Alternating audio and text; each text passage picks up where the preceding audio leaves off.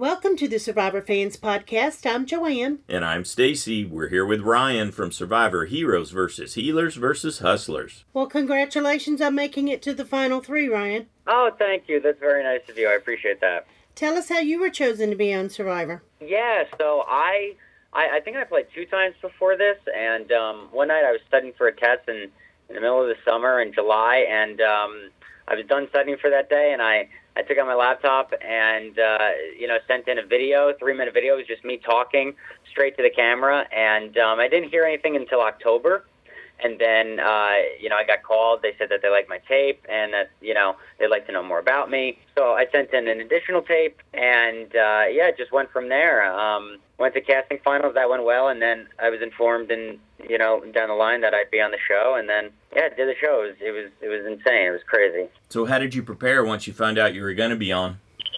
Yeah, so luckily, I went to the first casting final, so I got a bit of extra time to prepare, so I really tried to get into shape. I tried to put on weight. That did not work.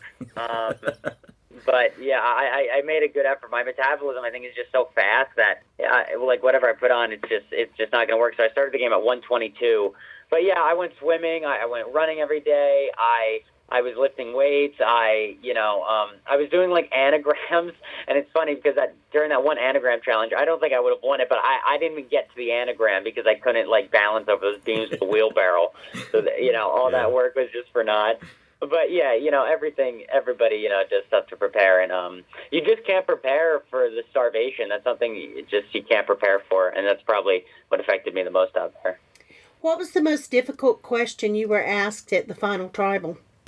Oh man, I don't remember much. I know Mike asked me what I learned about myself, and I think I could have given a better response to that. I think, that was just a really tough night, Chrissy played such a great game, and Ben had played such a great game, and I thought I played a great game too.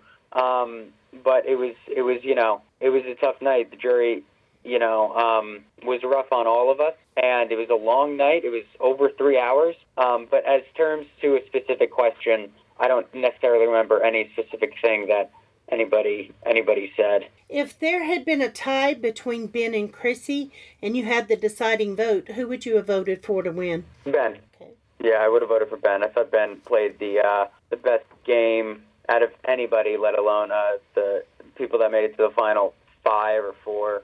I thought Ben played the best game, and he was deserving. So I would have voted for Ben. How did you end up feeling about your overall edit in the show?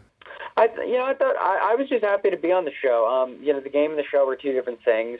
They needed to show why I lost. They needed to show why Chrissy lost. So they showed, what they needed to show with the edit as to why Ben won. And Ben got a lot of that personal content that is a hallmark of a winner. I talked a lot about how I had a speech impediment and how, about my family, but that wasn't necessarily shown because, I wasn't getting that winner's edit. But overall, I don't put much stock into the edit. I was just so blessed to play the game of Survivor and get this experience. So I was pretty much happy with everything the experience came with. So what cover story did you give people for why you were going to be away from home? So I actually told a couple of my friends different things. Some people I just didn't tell anything. I just went completely off grid. Some people I said I was going to Nicaragua for a mission trip, and it was funny because Devin also said he told his friends he was going to Nicaragua, so that was funny. I told my one friend I was going for work purposes. I told my other friends my phone wasn't working, so I had a couple of different things going before the game, but it was funny. Nobody caught on that I was actually going to be on Survivor because I think it's just such a long shot, even for a fan like myself who's obsessed with it, that it's never going to be something that you're going to actually have an opportunity to do. Did you have any injuries or health issues while you were out there?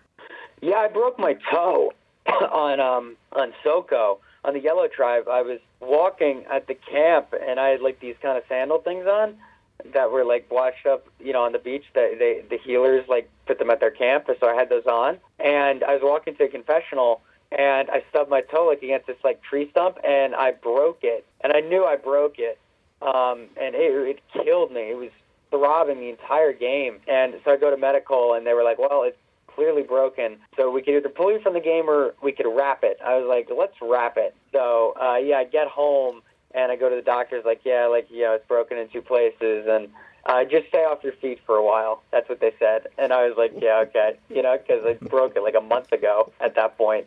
And so that was funny. But yeah, that was tough. And then obviously the weight loss too. Where did you end up at weight-wise? So the lowest I was 108. I weighed 108 pounds.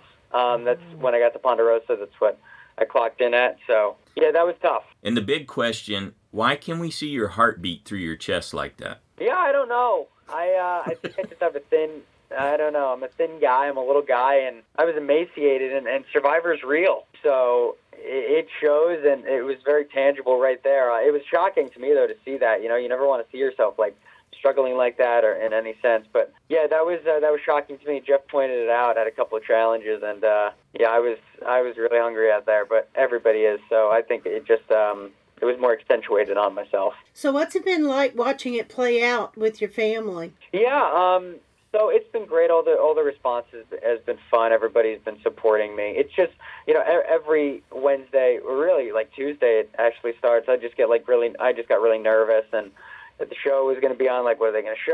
Oh, I made a mistake here, second guessing. So, yeah, it's been all good, though. I mean, I love Survivor, and I love everything that it entails. So, obviously, watching yourself on TV is something that, you can't really prepare for, especially if you're just like a normal kid. Like, I'm just a kid from Jersey, Like, I've never been watched by 8 million people and hearing my own voice every Wednesday. But it's all been positive. It's all been good, and it's been a great experience. So you got to live your dream. How's your view of Survivor and yourself changed after this experience? I have such a fascination and credit for the massive scale of production that goes into Survivor.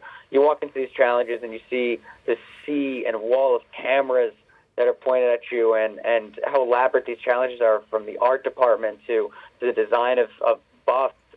It's so great. Like, I used to look at my buff like all the time out there. It's like, I can't believe I'm here. I can't believe this is happening. So for me, it was a dream, and I think I learned about myself. Like, I'm tougher than I thought I was. I was put to the test, and I gave it my all, and I came up short. But I leave disappointed, but I'm proud of myself as well, and I'm so happy for Ben. Ben is as good as a Survivor player Ben is. Ben's an even better guy. So, yeah, I want to go back to something you just said about the cameras. How did that end up impacting you? What was that experience like, having them on you like that? That's something you don't really consider.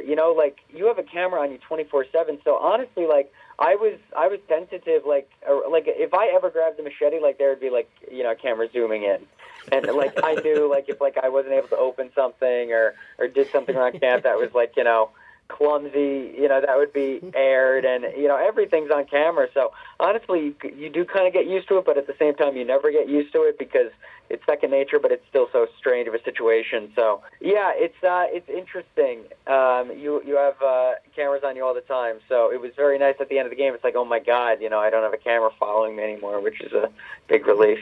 What's next for you? I'm back in school, so I'm studying now. So yeah, I'm just focusing on that. It's been a bit tough with everything in the show and airing, so I've been a bit distracted, but I'm just going to focus on school again, and just get out of Survivor mode for a little bit, have a little reprieve of it, which I think will be beneficial. Well, Ryan, thank you for sharing with us today, and good luck to you. Oh, thank you guys so much for having me on. I appreciate it. Okay, bye-bye now. Bye.